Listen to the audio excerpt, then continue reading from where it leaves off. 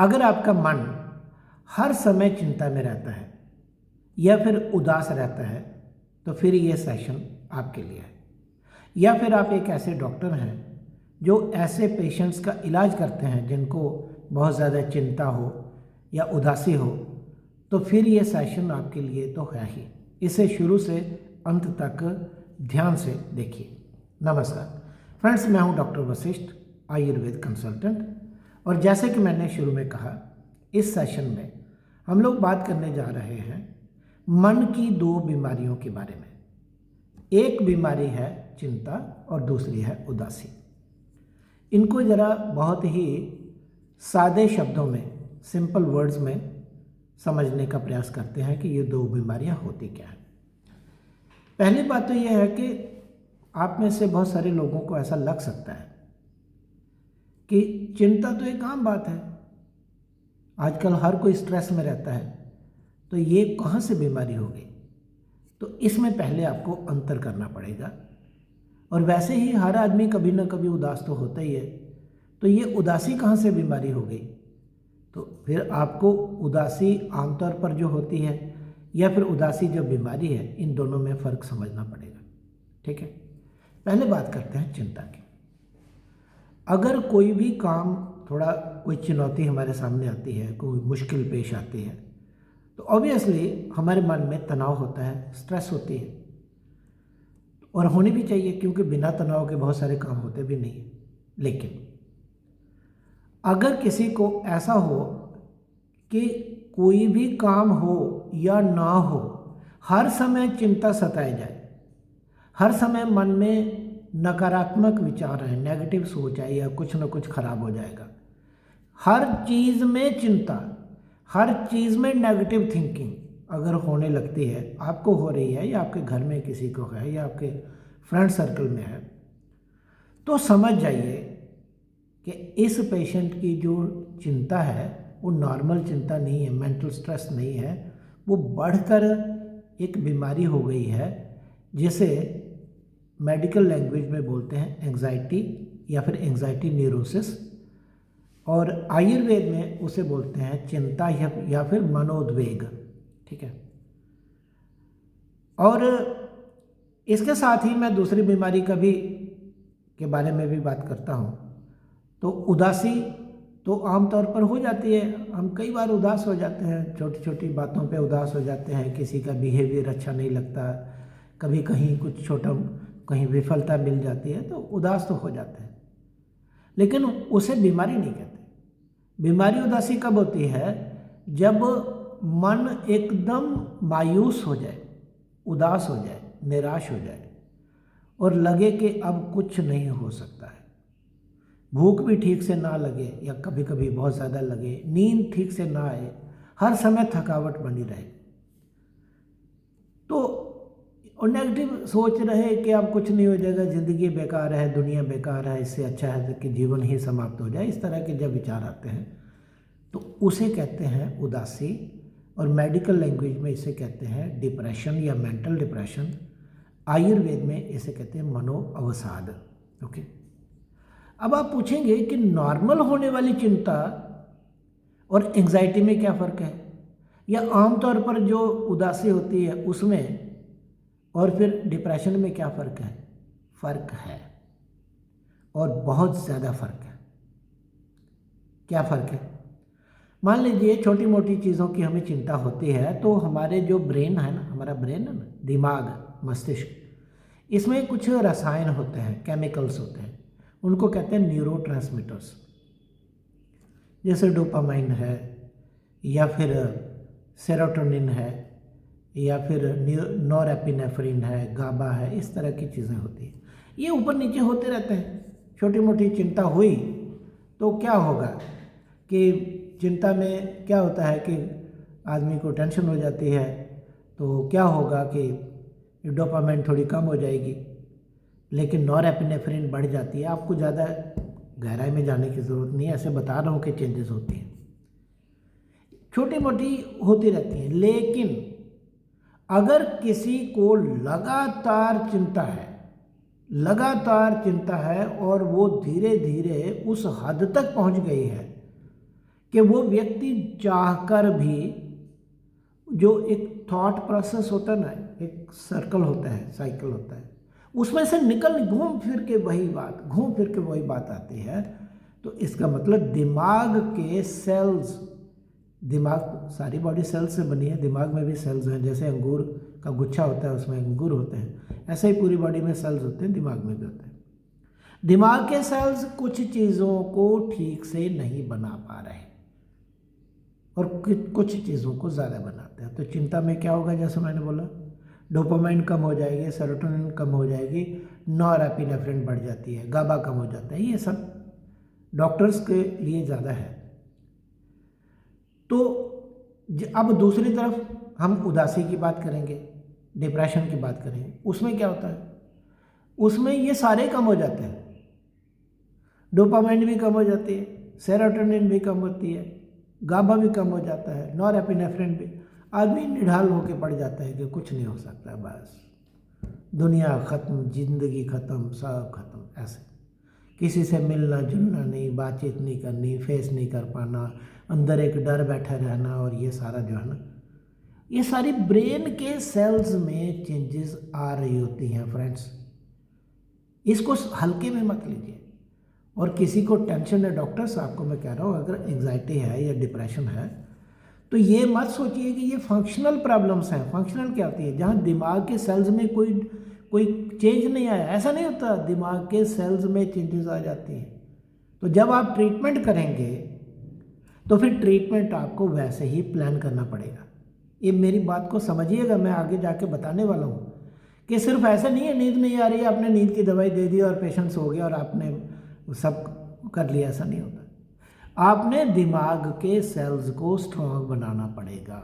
अगर वो डीजनरेट किए जा रहे हैं, अगर वो धीरे धीरे ख़त्म हुए जा रहे हैं, तो प्रयास करना पड़ेगा कि उनको स्ट्रेंथन करें, मजबूत करें, उनको ख़त्म होने से रोकें। अब कितना हो पाता है, हम लोग ईश्वर तो है नहीं, है तो हम लोग इंसान ही, जितना कर पाते हैं करना तो चाहिए ना, इसलिए इस बात को समझिए। अब बात आती है कि हमें ट्रीटमेंट कैसे करनी। तो ट्रीटमेंट दो तरह से होगी, अच्छी तरह समझ लीजिए। एक तो होगी आपको थोड़ा सा काउंसलिंग करनी पड़ेगी पेशेंट की, ठीक है, उसको काउंसलिंग मतलब समझाना बुझाना पड़ेगा, वो हम बाद में देखते हैं। इस सेशन में मोटे तौर पर हम दवाइयों की बात करेंगे, आयुर्वेद की दवाइयों की बात करेंगे, जिनसे हम चिंता और उदासी वाले पेशेंट्स को हेल्प कर सकें। तो अगर तो चिंता है, एंग्जाइटी है, उसमें क्या होगा, एक बड़ी घुटन सी फील होती है, दिल बड़ा तेज धड़कता है, आदमी बड़ा एक्टिव हो जाता है, एकदम परेशान हो जाता है, क्या होगा क्या होगा क्या होगा, इस तरह से रेस्टलेसनेस होती है माइंड में, बॉडी में, मसल्स एकदम कॉन्ट्रैक्ट हो जाते हैं और एकदम यानी पसीना आ जाएगा, घबराहट होगी, धड़कन तेज होगी। तो ऐसे में आपको ऐसी दवाइयाँ देनी है जिससे मन शांत हो, और मन शांत करने के लिए 3 दवाइयाँ आमतौर पर दी जाती हैं आयुर्वेद में। और अगर आप आयुर्वेद के डॉक्टर हैं तो आप जानते हैं, नंबर 1 दवाई है मंडूकपर्णी, नंबर 2 है ब्राह्मी और नंबर 3 है शंखपुष्पी। इन तीनों में से कोई एक दवाई आप पेशेंट को ज़रूर दीजिए, इनके बिना काम नहीं चलने वाला है। आप मंडूकपर्णी दीजिए, ब्राह्मी दीजिए, शंखपुष्पी दीजिए। आप पूछ सकते हैं कि ये देनी किस किस को है। चिंता तो ये तीनों कम करते हैं, टेंशन तो ये तीनों कम करेंगे, लेकिन थोड़ा सा मैं आपको फ़र्क बता देता हूँ। अगर आपको लगता है कि पेशेंट के शरीर में गर्मी ज़्यादा है, मतलब कुछ लोगों के अंदर गर्मी होती है ना, उनको दीजिए शंखपुष्पी। और अगर आपको लगता है कि पेशेंट के शरीर में ठंडक ज़्यादा है, जैसे मान लो साथ में हाइपोथायराइडिज्म की प्रॉब्लम है, तो ब्राह्मी दीजिए। और अगर नॉर्मल सा है, ना बहुत ठंडी रहती है शरीर में ना गर्मी है, तो मंडूकपर्णी दीजिए। देंगे कैसे, इन तीनों का चूर्ण दे सकते हैं आप, आधा आधा चम्मच यानी 2-3 ग्राम चूर्ण दिन में 3 बार दीजिए। लेकिन अक्सर मैं बोलता हूँ कि चूर्ण ज़्यादा लोग पसंद नहीं करते, तो इनसे बनी हुई टैबलेट्स आती हैं, तो चूर्ण की टैबलेट नहीं देनी चाहिए। इसके चूर्ण से एक्सट्रैक्ट निकालते हैं, उसको घन कहते हैं, तो घन टैबलेट देनी चाहिए। तो शुरू में अगर टेंशन बहुत ज़्यादा है, चिंता बहुत ज़्यादा है, तो 2-2 टैबलेट 3 बार किसी एक की दे दीजिए जो आपको ठीक लगती है, लेकिन ये काफ़ी नहीं। इसके बाद एक ग्रुप और है दवाइयों का जो आपको देना पड़ेगा, जो दिमाग की और गहराई में काम करेगा, और उसमें भी 3 दवाइयाँ हैं। एक है जटामांसी, एक है तगर और एक है अश्वगंधा। इन तीनों में से कोई आपको एक देनी पड़ेगी। इसमें आप कोई भी औषध दे सकते हैं, कोई भी दवाई दे सकते हैं। आपकी इच्छा है आप जटामांसी दे दीजिए, आपकी इच्छा है आप तगर दे दीजिए, आपकी इच्छा है आप अश्वगंधा दे दीजिए। लेकिन अगर नींद की प्रॉब्लम बहुत ज़्यादा है पेशेंट को, तो फिर आपको जटामांसी देनी चाहिए, 2-2 टैबलेट। घन टैबलेट आती है उसकी, जटामांसी घन टैबलेट 2-2 टैबलेट 3 बार। और अगर नींद की प्रॉब्लम है लेकिन उतनी ज़्यादा नहीं है तो आप दे सकते हैं तगर, उसको भी घन टैबलेट में देंगे, 2-2 टैबलेट 3 बार। और अगर नींद की समस्या नहीं है, बाकी स्ट्रेस है, टेंशन है, चिंता है, तो अश्वगंधा दीजिए, चूर्ण के रूप में दे दीजिए, आधा चम्मच 3 बार, या फिर अश्वगंधा घन टैबलेट 2-2 टैबलेट 3 बार। ये 2 ग्रुप बता दिए मैंने आपको। पहले ग्रुप में मैंने बताई मंडूकपर्णी, शंखपुष्पी और ब्राह्मी। दूसरे ग्रुप में मैंने आपको बताई जटामांसी, तगर और अश्वगंधा। ये 2 बता दी। अगर एंजाइटी है, चिंता है, तो ये दोनों में से कोई एक दवाई ग्रुप्स में से दीजिए। जैसे हम लोगों ने क्या किया है, एक ब्राह्मी और तगर को मिला के एक टैबलेट बनाई है स्ट्रेसिल। एक ग्रुप की दवाई आ गई ब्राह्मी, दूसरे ग्रुप की आ गई तगर, दोनों को मिलाया बनाई स्ट्रेसिल, और 2-2 टैबलेट 3 बार वो पेशेंट्स को देते हैं और काफ़ी अच्छा सुधार आता है उसमें। तो आप डॉक्टर्स, आप तो इंडिपेंडेंट हैं, जो आपको अच्छा लगता है आप दीजिए। हम तो सिर्फ आपको बता रहे हैं कि हमें कौन सी दवाइयों में अच्छे परिणाम मिले हैं। लेकिन अगर पेशेंट को धड़कन बहुत तेज होती है तो एक दवाई तो आपको और देनी पड़ेगी, उसका नाम है गोजिह्वा। गोजिह्वा, तो गोजिह्वा का एक अर्क आता है, गावजुआ अर्क, वो आप दे सकते हैं, या फिर गोजिह्वा घन टैबलेट आती है, वो 1 या 2 टैबलेट 3 बार दे सकते हैं। लेकिन फ्रेंड्स, एक बात मैं आपको बताना चाहता हूँ कि ऑलमोस्ट हर एक पेशेंट जो होता है ना, जिनको चिंता होती है, एंग्जाइटी है, उनको थोड़ी सी डिप्रेशन ज़रूर होती है। इसलिए आपको डिप्रेशन वाले ग्रुप में से भी कोई एक दवाई ज़रूर देनी चाहिए। कौन सी देनी चाहिए मैं आगे बताता हूँ। अब बात करते हैं, अब इन दवाइयों से होगा क्या मोटे तौर पर। तो एंग्जाइटी में क्या होता है, सेरोटोनिन और डोपामिन कम हो जाती है, गाबा कम हो जाता है, और नॉरएपिनेफ्रिन बढ़ जाती है। तो इनसे नॉरएपिनेफ्रिन कम होगी और बाकी 3 थोड़ी थोड़ी बढ़ेगी और एकदम बैलेंस आ जाएगा। पेशेंट धीरे धीरे मुस्कुराने लगेगा, टेंशन कम होगी, कोई बात नहीं, मैं ठीक हो रहा हूँ, बोलना शुरू करेगा। अब बात करते हैं डिप्रेशन की। तो डिप्रेशन में मैंने बोला 4 न्यूरोट्रांसमीटर्स जो है ना दिमाग में होते हैं, डोपामाइन, सेरोटोनिन, नॉरएपिनेफ्रिन, गाबा, सारे कम हो जाते हैं। अब आपको कुछ ऐसी दवाई देनी है जो इन चारों को बढ़ाए। और फ्रेंड्स, मैं बार बार बोलता हूँ कि 50 से ज़्यादा साल हो गए हमें, पूरी ज़िंदगी हो गई आयुर्वेद में।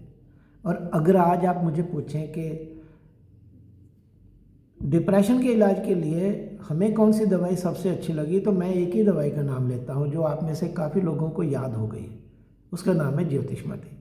और मैं ये इस बात के ऊपर भी बहुत ज़्यादा जोर डालता हूँ कि 5000 वर्ष पूर्व हमारे आयुर्वेद के ऋषि मुनियों को पता था कि एक बीमारी ऐसी होती है जिसमें मति में, बुद्धि में, मन में अंधकार छा जाता है और ज्योति जलाने की ज़रूरत होती है। तो इसका नाम क्या, ज्योतिष्मति, मति में ज्योति जलाती है, यानी डिप्रेशन में आदमी को मूड अच्छा करती है।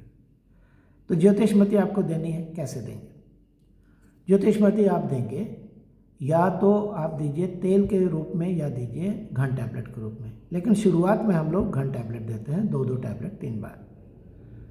और जब धीरे धीरे आगे सुधार होता है तो फिर हम तेल पे आ जाते हैं, 5-5 बूंद 3 बार। ये एक दवाई। लेकिन कभी कभी क्या होता है कि डिप्रेशन ज़्यादा होती है, एक से काम नहीं बनता, तो आप एक दवाई और ऐड कर सकते हैं, और उस दवाई का नाम है कपिकच्छु। कपिकच्छु क्या होती है? कौच होती है, वाजीकरण है। अगर वाजीकरण के लिए मैं एक बड़ा साधारण सा शब्द यूज़ करूं जो मैं करना नहीं चाहता हूं, मतलब आयुर्वेद में वाजीकरण का मतलब होता है सेक्स टॉनिक, पुरुषों के लिए विशेष रूप से। तो वाजीकरण औषध है, लेकिन ये बहुत अच्छी डिप्रेशन में काम करने वाली औषध है। कपिकच्छु देंगे कैसे? कपिकच्छु को चूर्ण जो है वो 1-1 चम्मच 3 बार पेशेंट को आप दूध में पका के पानी के साथ दे सकते हैं, या फिर कपिकच्छु के एक्सट्रैक्ट से एक टैबलेट बनती है कपिकच्छु घन टैबलेट, वो 2-2 टैबलेट 3 बार दे सकते हैं, और साथ में 2-2 टैबलेट 3 बार आपको क्या देनी है? ज्योतिषमती। मान लीजिए आपने ये दोनों दी तो भी आपको लगता है कि अभी भी पेशेंट का डिप्रेशन पूरा कंट्रोल नहीं हो पा रहा, तो एक तीसरी दवाई है, उसका नाम है गंडीर। तो गंडीर का एक पौधा होता है जिसका बोटेनिकल नाम है कोलियस फोर्स्कोलाई, उसकी जड़ इस्तेमाल करते हैं। तो जड़ का चूर्ण 1-1 चम्मच 3 बार दीजिए, 3 से 6 ग्राम, या फिर एक टैबलेट आती है गंडीर घन टैबलेट, तो ये 2-2 टैबलेट 3 बार आप दे सकते हैं। या फिर हम लोग ज्योतिषमती, गंडीर, वचा इनको मिला के, अकरकरा इनको मिला के एक टैबलेट बनाते हैं, एलिवा टैबलेट, वो भी आप 2-2 टैबलेट 3 बार डिप्रेशन के पेशेंट्स को दे सकते हैं। लेकिन मैंने क्या बोला, हर एक चिंता वाले पेशेंट को, एंग्जाइटी वाले पेशेंट को थोड़ी सी डिप्रेशन होती है। साथ में अब मैं बोलूँगा कि हर एक डिप्रेशन के पेशेंट में थोड़ी सी चिंता होती है। तो आपको क्या करना है, जो आपके पास एंग्जाइटी का पेशेंट है डॉक्टर्स, चिंता का पेशेंट, उसको आपने वो दोनों ग्रुप तो देने ही हैं दवाइयों के, लेकिन कोई ना कोई एक एंटी डिप्रेसेंट दे देनी है जो डिप्रेशन को दूर करे। तो मेरा सजेशन है कि साथ में आप ज्योतिषमती दे दीजिए घन टैबलेट। तो आपको करना क्या है, मान लो किसी को बहुत ज़्यादा एंग्जाइटी है, तो आपने मान लो दे दी ब्राह्मी और तगर, या इन दोनों से बनी हुई स्ट्रेसिल टैबलेट दे दी, और साथ में आपने दे दी ज्योतिषमती घन टैबलेट, एक टैबलेट 3 बार काफ़ी है। या ज्योतिषमती तेल 5-5 बूंद 3 बार शहद में मिला के, या बताशा में डाल के, या दूध में डाल के, या कॉफ़ी में डाल के। उसी तरह से आपके पास जो डिप्रेशन का पेशेंट होगा उसको थोड़ी थोड़ी एंग्जाइटी होगी, तो अब क्या करना है, अगर आप ज्योतिषमती दे रहे हैं या कपिकच्छु दे रहे हैं, तो साथ में एक दवाई आप एंग्जाइटी वाली दे दीजिए। तो आप ब्राह्मी दे दीजिए, तगर दे दीजिए, या दोनों से बनी हुई स्ट्रेसिल टैबलेट दे दीजिए। तो ट्रीटमेंट कैसे होगा, ज्योतिषमती घन टैबलेट 2-2 टैबलेट 3 बार, कपिकच्छु घन टैबलेट 2-2 टैबलेट 3 बार, और ब्राह्मी घन टैबलेट 1-2 बार 3 बार, या फिर स्ट्रेसिल टैबलेट 1 या 2 टैबलेट दिन में 3 बार। ये मैंने आपको एक मोटे तौर पे बता दिया। बाकी डॉक्टर्स आप समझदार हैं, मैं नहीं चाहता हूँ कि आप पूरी तरह मैं स्पून फीडिंग करूँ और आप उसी तरह से ट्रीटमेंट करें। मैं एक सिर्फ गाइडलाइंस दे रहा हूँ, वो भी जो पिछले लगभग 45 वर्ष हो गए काम करते हुए एज ए आयुर्वेद डॉक्टर, और लगभग 40 साल से मेरी सहयोगिनी डॉक्टर ब्रिजबाला जी वशिष्ठ, वो भी मेरे साथ हैं। तो हम लोगों ने जो काम किया है, जो रिसर्च, क्लिनिकल रिसर्च ही कह लीजिए, प्रैक्टिस में जो देखा है, वो आपके सामने स्पष्ट रख रहे हैं, स्पष्ट। तो ये मैंने रख दिया। इसके बाद एक चीज़ और आपको ध्यान रखेंगे कि अगर पुरानी चिंता है, एंग्जाइटी है या डिप्रेशन है, तो साथ में शिलाजीत आपको ज़रूर देनी चाहिए। वो एक टॉनिक है, तो शिलाजीत को आप दे सकते हैं। शिलाजीत शुद्ध टैबलेट या उससे बनी हुई एक मिनोविट टैबलेट आती है। और एक और टॉनिक है लक्ष्मणा, तो लक्ष्मणा का चूर्ण आप दे सकते हैं 1-2 ग्राम दिन में 2 बार, या फिर लक्ष्मणा घन टैबलेट रोज़ की 1 टैबलेट दे सकते हैं। फ्रेंड्स, ये हमने बात की एंग्जाइटी और डिप्रेशन पे, और पूरा प्रयास किया कि बहुत सरल शब्दों में आपसे बातचीत हो, और गहरी से गहरी साइंस भी आपके सामने एकदम बड़ी आसानी से, सरलता से, सिंप्लिसिटी से रख दें। पर फिर भी आप लोगों के क्वेश्चंस तो होंगे, अगर हों तो आपको मेरा नंबर दिखाई दे रहा है, आप उस पर व्हाट्सएप कर सकते हैं, या जिस भी सोशल मीडिया प्लेटफॉर्म पे आप हैं, मैं दिखाई दे रहा हूँ, उसमें आप प्रश्न पूछ सकते हैं। तो ये सेशन अटेंड करने के लिए बहुत बहुत धन्यवाद। अपना, अपने परिवार का, अपने संगी साथियों का पूरा ध्यान रखिए, और अगर आप डॉक्टर हैं तो अपने पेशेंट्स का ध्यान रखिए। और एक वर्ड ऑफ कॉशन और, अगर आप डॉक्टर नहीं हैं, आप एक सामान्य जन हैं, तो आप इस सेशन से भी पूरा ज्ञान लेने का आपको हक है, पूरी जानकारी लीजिए। लेकिन अपना इलाज खुद मत करिए। इलाज करने का अधिकार केवल और केवल किसी रजिस्टर्ड डॉक्टर को ही होता है। तो ये आपको करना पड़ेगा, अपना इलाज खुद मत करिए, लेकिन अपने स्वास्थ्य के प्रति और अपने परिवार के लोगों के स्वास्थ्य के प्रति आपको जागरूक रहना है। और ये सेशन हमने आपके लिए इसीलिए किया है। बहुत बहुत धन्यवाद। नमस्कार।